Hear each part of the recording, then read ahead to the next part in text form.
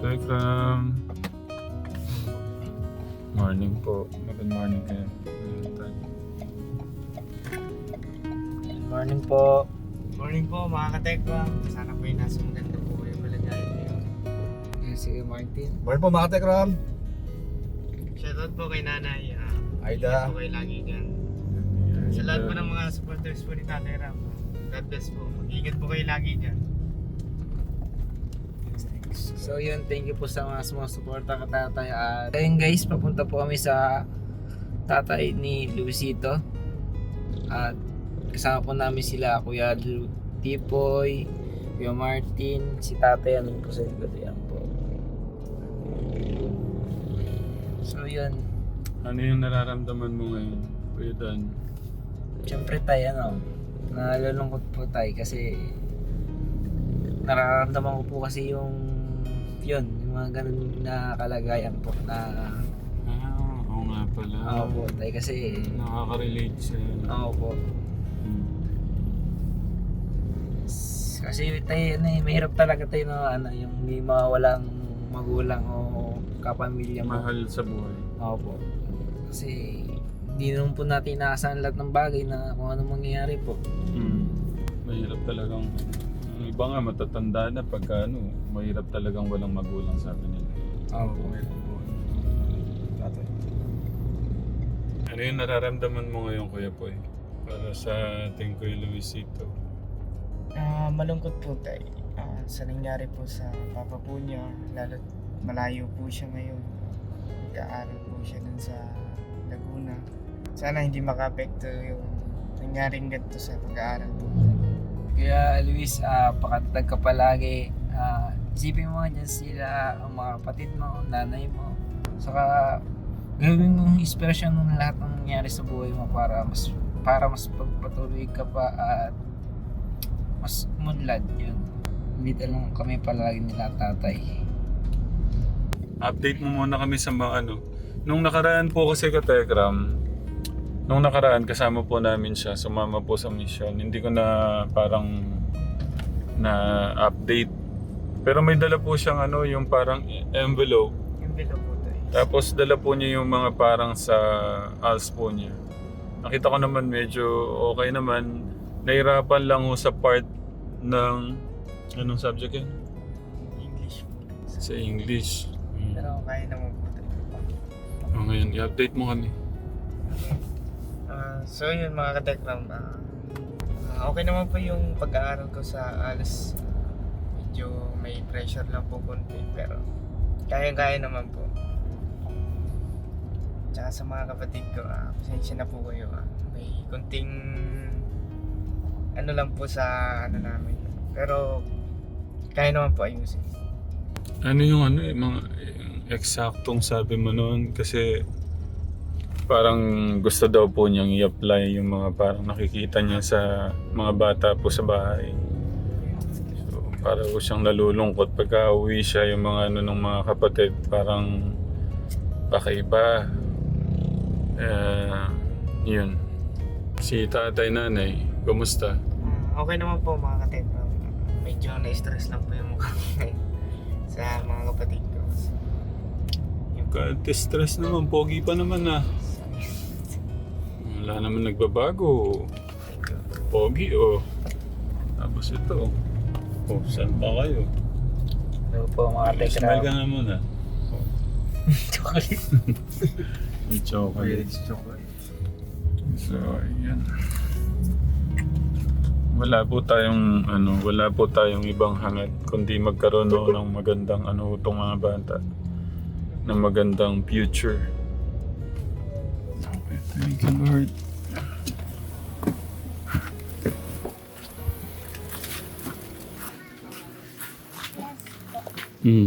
God bless. God bless. Kumusta yung lola kong tumutulo na yung lan. God bless. Bless po sa lola kong magandang pangalawa.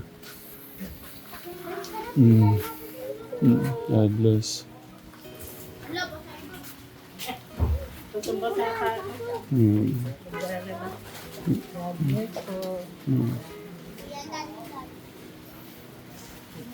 Then sila sila, God bless.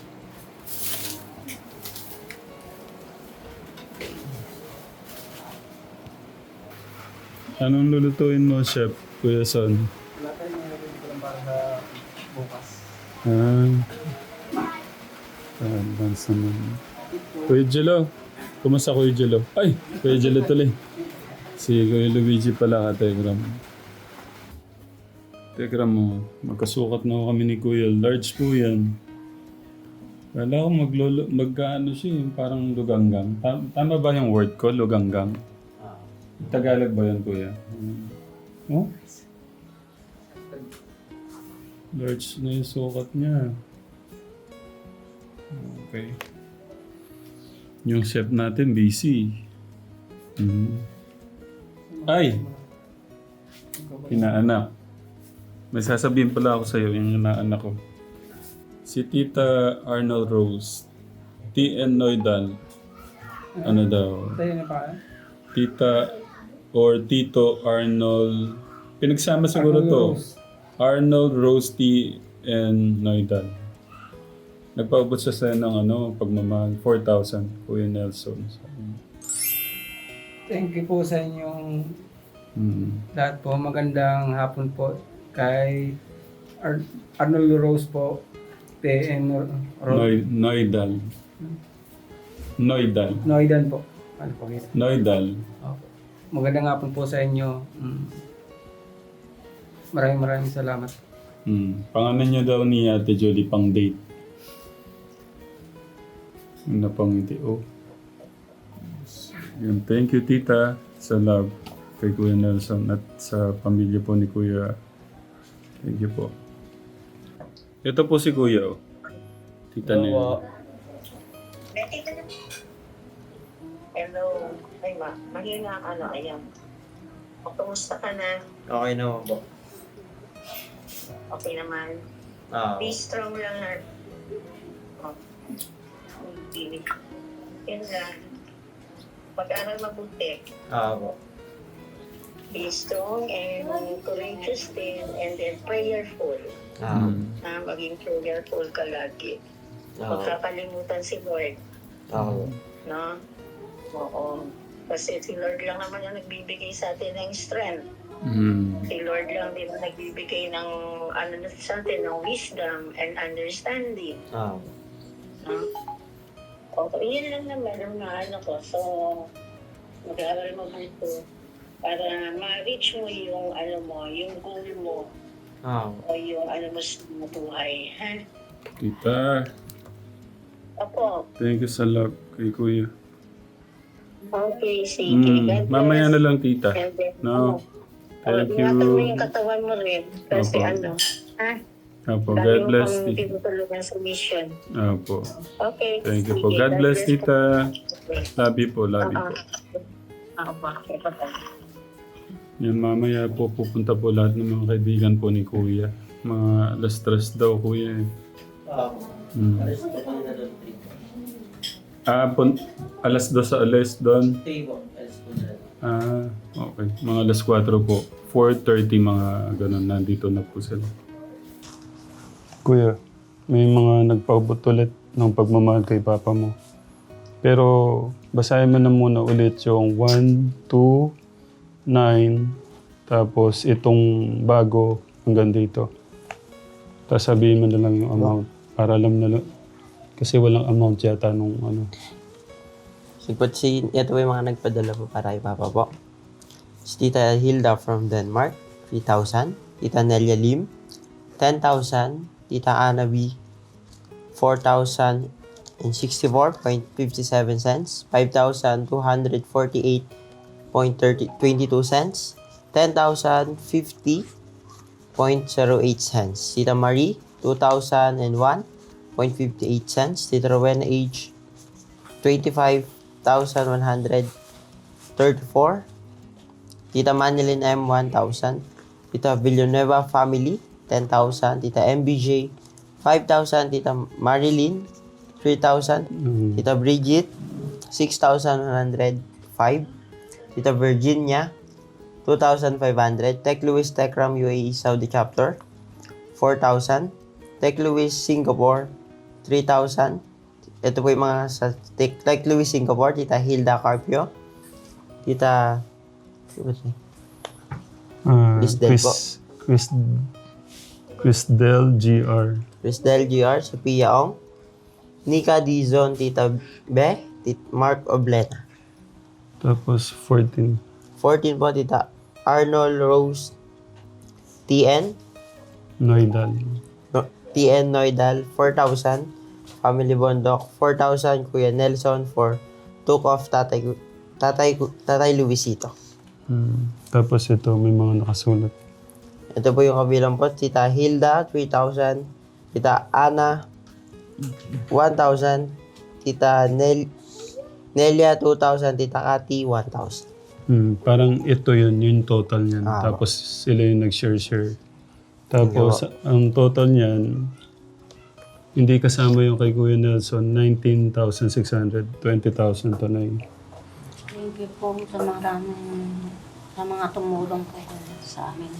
Tapos Maraming salamat po. yung pong kulang ko sa sabi ko, sagutin ko yung kay tatay.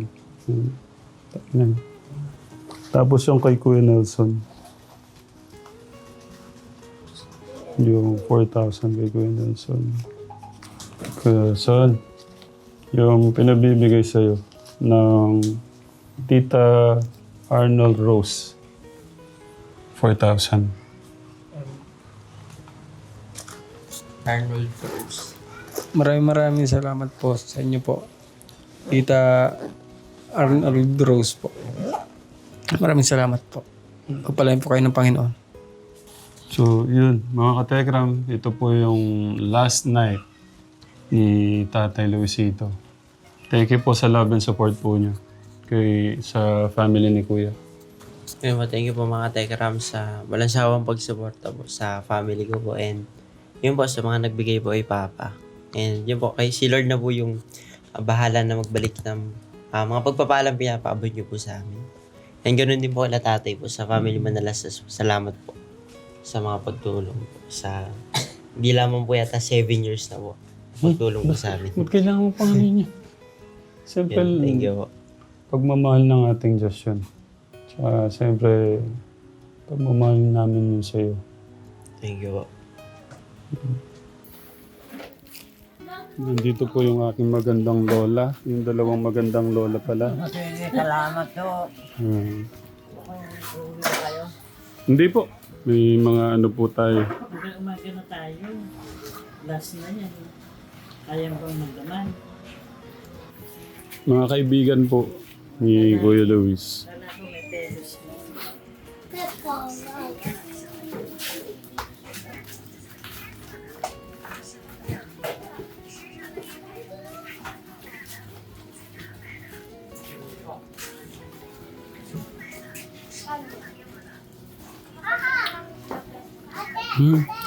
God bless, God bless.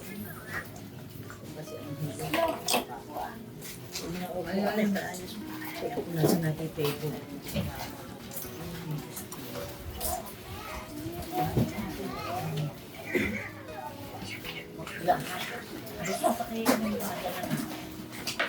Nasa natin.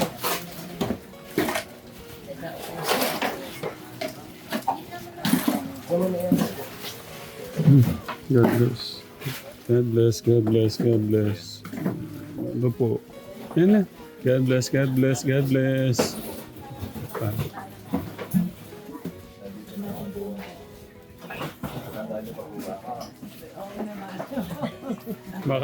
Makakalimutan po ba yung pinaka-poging pastor? Taos puso po kaming nakikiramay at nakikidalamhati sa pagpanaw po ni Tatay Luisito Abelar Bondok Sr. Bagamat mabigat po ang nararamdaman ng mga naiwan na pamilya sa pagkawala po ni Tatay, piliin po natin kumapit sa pangako po ng Diyos. Sa kanyang salita ay sinabi, mapalad ang mga nagdadalamhati sapagkat sila'y aaliin. So ngayong gabi po, hindi lamang natin aalalahanin ang buhay ni Tatay Luisito, kundi higit sa lahat ay itataas po natin ang pangalan po ng ating Panginoon Jesus, na siyang nagbigay po ng pag-asa at buhay na walang hanggan sa lahat po ng sumasampalataya sa Kanya. Upang umpisahan po natin ang gawain po ng Lord, ng ating Panginoon, hingin po natin ang gabay at patnubay po ng ating Panginoon. So magsitayo po ang lahat sa pangunguna po ni Brother Floyd Kenneth C. Dakila po namin Diyos, banal tapat at mangpangyarihan sa lahat. Diyos na tunay na aming pong pinaglilingkuran at Diyos ng mga Diyos, Hari ng mga hari at kaisa-isang Diyos namin pong kinikilala. Lord God, sa gabi pong ito, itinataas po namin ang iyong dakilang pangalan. Pinararangalan po namin ang iyong dakilang pangalan, Lord God, sa bayan nila. Lord God, we worship you, we praise you, Lord God, we glorify your holy name, Lord God. At sa gabi pong ito, kami po nagpapasalamat sa inyong pong kabutihan sa buhay po ng bawat isa po sa amin. Salamat po sa iyong pag-ibig, sa iyong habag sa buhay ng bawat isa po sa amin. Salamat, Lord God, sa pagdako niyo po sa bawat isa po sa amin ng may proteksyon, ng may kalinga na nagmumula lamang sa iyo, Lord God. Sa gabi pong ito, kami po ay nagpapasalamat na mararanasan po namin ang inyong banal na presensya, Lord God. Maririnig po namin ang iyong mayayamang salita, Lord God. At naniniwala po kami na hindi po nagkataon kung bakit po naririto ang buhay ng bawat isa, Lord God. Itong gabi pong ito ay itinakda po ninyo upang ang bawat isa po sa amin ay mag-aralan at maunawaan po ang iyong mga salita, Lord God. Maraming salamat at sa kabuuan po ng gawain pong ito, hinihiling po namin at humihingi po kami, Lord God, ng inyong paggabay. Mula simula hanggang matapos ng gawain pong ito po'y kontrolado ng inyong banal na spirito, Lord God. Yes, Lord. Mangyari ang dapat na mangyari, O Lord God. Maituro ang dapat maituro. At bigyan niyo po ang bawat isa po sa amin ng puso at kaisipang bukas. Hallelujah. Bukas upang makinig kung ano man po yung aming pag-aaralan. Hallelujah. Kayo naman po yung siyang maghari. Kayo po yung siyang manguna, O Lord God. Ano man pong gawa ng kaaway, winawasak, Lord God, sa pangalan ni Jesus. Sa pangalan ni Jesus. Kayo lamang po ang siyang manguna. Kayo po ang siyang maghari in Jesus' name. In Jesus' name, Yes, O Lord God. Maraming salamat po sa kapayapaan po na ibinigay niyo na po sa bawat isa po sa amin. Maraming salamat, aming Ama.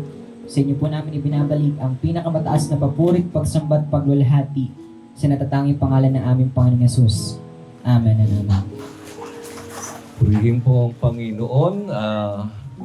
Isang pinagpalang gabi po sa buhay po ng bawat isa. At kami po ay nagpapasalamat sa ibinigay po na pagkakataon upang magkaroon po ng gawain po sa gabi pong ito. Bagamat kami po ay mula po sa Candaba, Pampanga po. At ako po ay humihingi din po ng paumanhin sa pamilya po ni Kuya Luis po dahil meron ho kasing ibang gawain din po sa lamay po ng patay po sa amin. Kaya po yung ibang gusto rin po sanang makasama ay hindi ho namin nakasama ngayon. Malamang po ay baka nagsisimula na rin po yung gawain po doon sa barangay po namin. So nataon lang ho ano po. Kaya po ang sinama ko na lang po ay yung mga kapwa ko po kabataan. Joke lang po. So muli isang taos-pusong pakikiramay po ang pinapaabot po natin sa pamilya po ni Tatay Luis at papasalamat po kami dahil kami po ay muling nakarating po dito. Kung natatandaan po ng iba na nung magkaroon po ng house blessing ay nandito rin po kami at sa biyaya ho ng Diyos bagamat magkaiba po yung sitwasyon ho natin sa kasalukuyan pero ang mahalaga po ay nandun po na nagkakatipon po tayo sa pangalan po ng ating Panginoong Jesus. Pagbibigay lang po ako ng ilang bagay po para ho, paano ho ba natin matatamo yung kaligtasan? Ano ho? Kasi maaaring pag tinanong mo yung tao, paano ba maliligtas ang tao? Ano ba yung dapat niyang gawin? Di po ba? At yan din po ay naging katanungan kina Pablo ng isang bantay bilanggo nung time po na yon at mamaya ko po sasabihin po yung bagay pong yon. Una pong bagay, kailangan ho nating i-admit na tayo po ay makasalanan or admit that we are a sinner. Aminin ho natin na tayo po ay makasalanan. Teka lang, Pastor. Bakit ko naman aminin ako'y isang makasalanan? Gayong mabuti akong tao, gumagawa ko ng tama, sumusunod ako sa utos ng Diyos. Diba? O maaring naglilingkod ako sa Panginoon. Pero sabi nga ho, Romans 3:10 and verse 23, sabi hong ganon, walang matuwid, wala kahit isa. Sapagkat ang lahat ay nagkasala at walang nakaabot sa kaluwalhatian ng Diyos. Anong problema po sa kasalanan? 6:23 po ng Roma, sapagkat kamatayan ang kabayaran ng kasalanan, ngunit ang kaloob ng Diyos ay buhay na walang hanggan sa pamamagitan ni Kristo Jesus na atin hong Panginoon. Kinakailangan ho nating aminin na tayo po ay makasalanan at hindi nakaabot sa kaluwalhatian ng ating pong Diyos. Pangalawang bagay po, believe in the Lord Jesus Christ. Ano ho? O maniwala po tayo sa ating hong Panginoong Hesukristo o tayo po'y manampalataya sa ating Panginoong Hesukristo. Meron hong nagtanong na Bantay Bilanggo doon po sa Gawa 16:30 and 31. Ang tanong po niya, ano po yung dapat po niyang gawin upang sila po ay maligtas o siya po ay maligtas? Ang maliwanag po na tugon po nila Pablo ay ganito ho. Napakasimple po ng tugon at maliwanag. Sumampalataya ka sa Panginoong Hesukristo at maliligtas ka, ikaw at ang buo mong sambahayan. Ano pong ginawa po ng Bantay Bilanggo na yon? Siya po ay sumampalataya sa Panginoong Hesus, kasama po ng kanyang buong sambahayan at nagkaroon ng kaganapan yung sinabi sa kanya nila Pablo na kung siya po ay sasampalataya sa Panginoong Hesus, sila po'y maliligtas pati ng kanyang buong sambahayan. Sabi ho sa John 3:16, gayon na lamang ang pag-ibig ng Diyos sa libutan, ay binigay niya ang kanyang bugtong na anak upang sa kanya'y sumampalataya, huwag mapahamak, kundi magkaroon ng buhay na walang hanggan. Kanino ho kailangang sumampalataya ang tao upang hindi siya mapahamak? Wala naman pong ibang sinasabi kundi sa bugtong na anak o sa ating Panginoong Hesus na dapat ang tao po'y sumampalataya nang sa gayon ang tao po'y hindi mapahamak kundi magkaroon ng buhay na walang hanggan. Isa lang ho ang tagapagligtas ng lahat ng tao, wala pong iba kundi ang ating Panginoong Jesucristo. Isa lang ho ang dapat paniwalaan o sampalatayanan ng tao bilang Panginoon at tagapagligtas, ang ating Panginoong Jesucristo lang po. Isa pa pong bagay, confess with your mouth the Lord Jesus. O'y kailangan hong ipahayag ng ating labi ang Panginoong Jesucristo. Sabi ho sa Romans 10:9, kung ipinahahayag ng ating mga labi si Jesus ay Panginoon at sasampalataya, mananalig po tayo ng buong puso na siya'y muling binuhay ng Diyos, maliligtas po tayo. In verse 10, ang tao po'y nananalig sa pamagitan ng kanyang puso at napawawalang sala at pinahahayag ng kanyang mga labi at naliligtas. So verse 13, na lahat po ng tumatawag sa pangalan po ng Panginoon ay maliligtas. Sino po yung mga tumatawag sa pangalan ng Panginoon na maliligtas? Kung ipagpapatuloy po yung pagbasa sa mga sumusunod na talata, ito po yung mga taong nakarinig ng salita ng Diyos. Ito po'y tinanggap nila at sinampalatayanan po nila.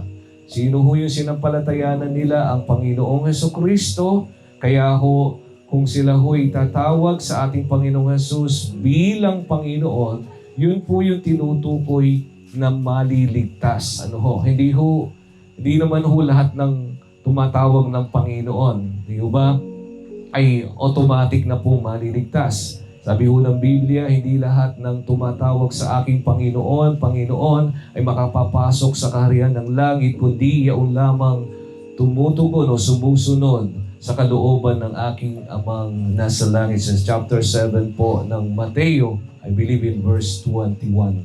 Kaya ho, bibigyang diin ko po, kung tayo ho, hindi pa ho natin nakasayanayan na basahin ang Biblia, ako po'y nakikiusap hanggat buhay tayo at malakas, magbasa na ho tayo ng Biblia.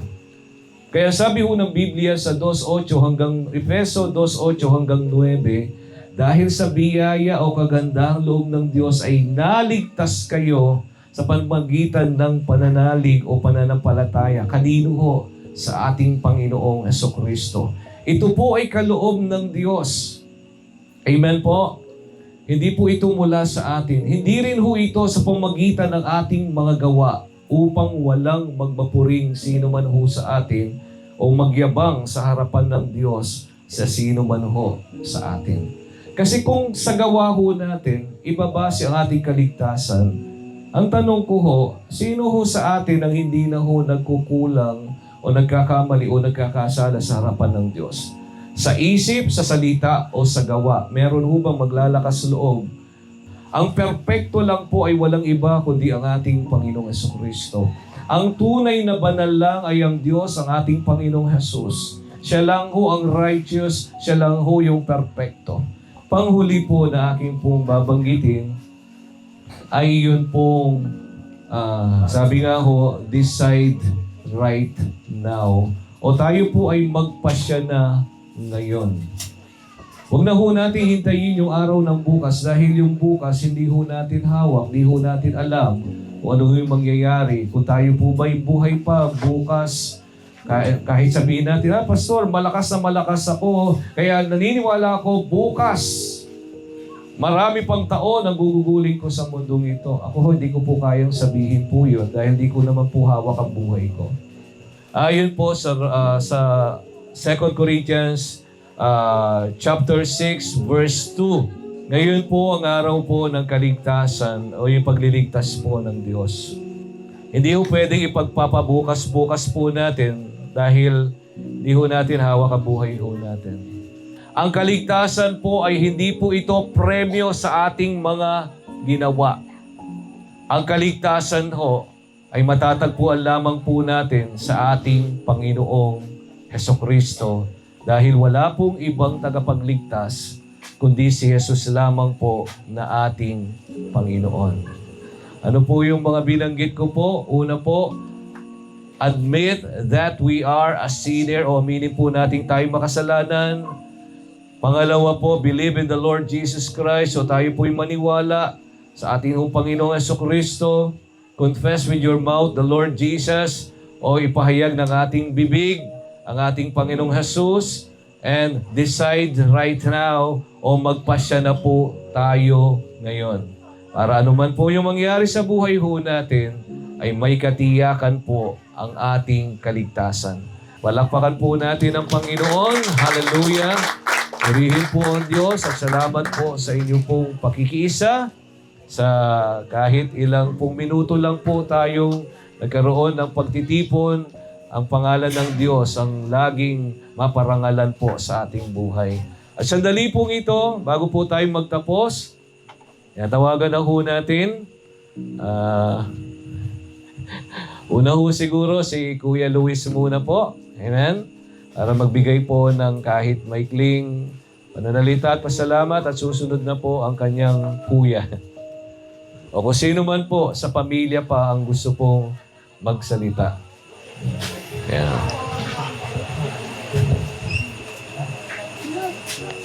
Ayun po, magandang gabi po sa inyong lahat. Nais ko lang po magpasalamat sa lahat po ng pumunta po. Nakirami po sa libing purol po ni Papa sa mga kamag-anak po niya, kapatid, at sa lahat ng buong JLLBCI po.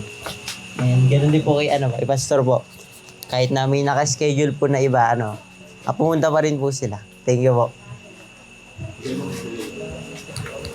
Kasi Yun po, magandang gabi po. Maraming salamat po sa nakipaglamay po sa tatay ko. Sinamahan niyo po siya kahit na hanggang dito.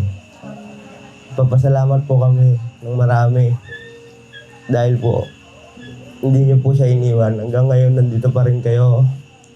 Sa mga kapatid po ni tatay, tita, tito, ate, maraming salamat po. Kahit ganun po, nakarating po kayo. Thank you po. Una po, muli po, maraming salamat po sa ating Diyos sa pagkakataong binigay po sa atin sa gabi pong ito upang maidais po ang gawain pong ito. At taos-pusong pakikiramay po sa pamilya po ni Tatay Luis Sr. At maging yung pakikisa po ng bawat isa sa gawain pong ito. At salamat po ng marami sa Tekram family po, kay Kuya Ramil po. Amen. Salamat po sa kanilang buhay na wala pong sawang tumutulong po sa pamilya po ni Kuya Luis. Siyempre ho, ang Diyos na ho ang bahala na gumanti at sa lahat po ng mga sponsors po na wala rin hong sawa na sumusuporta po kay Kuya Luis at sa kanya pong pamilya. Ang Diyos na ho ang bahalang magbigay ng ganti sa lahat po ng kabutihang loob po ninyo, lalo na po sa pamilya pong ito. Ang Diyos na ho kumbaga po, ang Diyos po ang laging maparangalan sa ating po kaliganyang buhay. Muli po, salamat po sa Panginoon. Salamat po sa pamilya po ni Tatay Luis. At ang karangal, kaluwalhatian ay tanging sa Diyos lang ho natin laging ibinibigay. God bless us all po, and to God be all the glory. Mahal po tayo lahat ng ating Diyos at mahal din po namin kayo. Salamat po.